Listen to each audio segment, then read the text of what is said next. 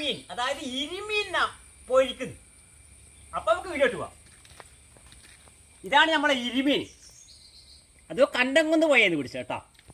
ഞാൻ തന്നെ ചൂണ്ടയിട്ട് ഞാൻ തന്നെ പിടിച്ച അടിപൊളി മീൻ നമ്മളിങ്ങനെ പൊരിക്കുന്ന മീന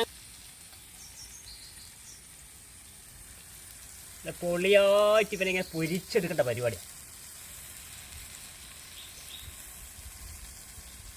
നല്ല അടിപൊളി ഇരുമീനാന്നേ ഫ്രണ്ട്സ്. കുറച്ച് വെളിച്ചെണ്ണ കൂടി ഒഴിച്ചു കൊടുക്കാം. ഇവനെ വെളിച്ചെണ്ണ ഇങ്ങനെ പൊരിയട്ടെ.